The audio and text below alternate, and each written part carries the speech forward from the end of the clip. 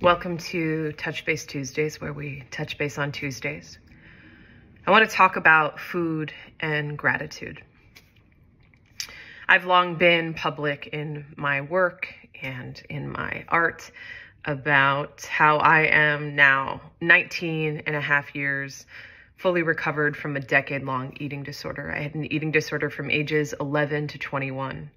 And a couple years into my recovery, one of the ways I decided to ground myself in my rebuilding and renourishing and replenishing relationship with food was to bless my food before eating it.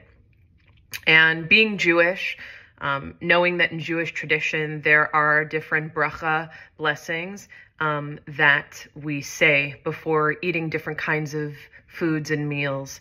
I took a blessing, Baruch atah Adonai, Eloheinu ruach ha'olam, shehakol niyeh bidvaro, amen, which is like the blessing for all the miscellaneous stuff. I've definitely talked more about this on previous Touch Base Tuesdays.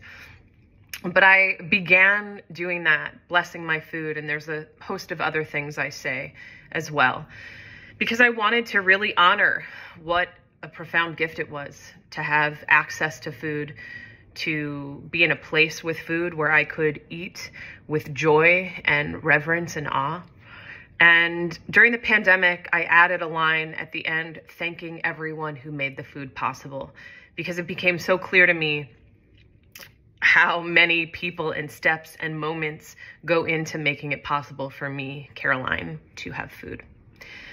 For a long time, I've been wanting to now close eating with a gratitude blessing. And I have been inconsistent, but I wanted to riff a little bit on the Birkat Hamazon, which is in Judaism a series of 4 blessings after a group shares a meal.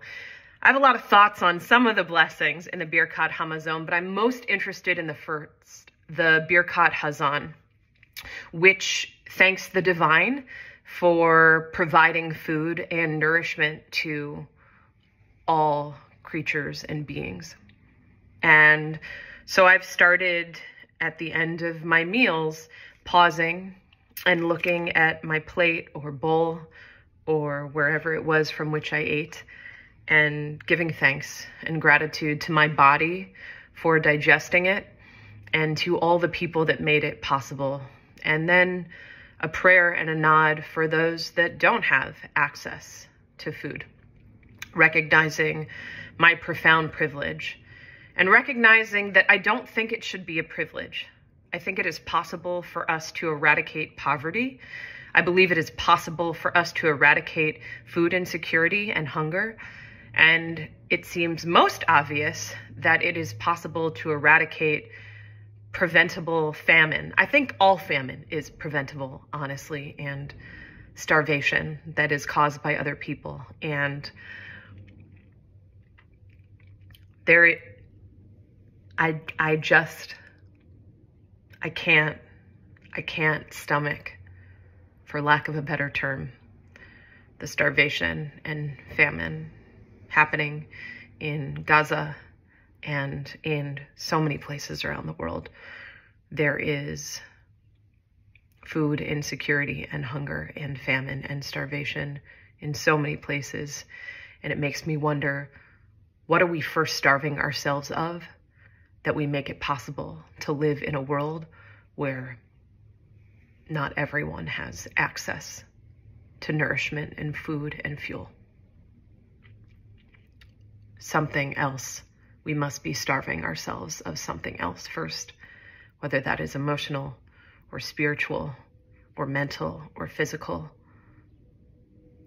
Where are we depriving ourselves of something that makes it possible for us to allow this kind of hunger and famine to exist?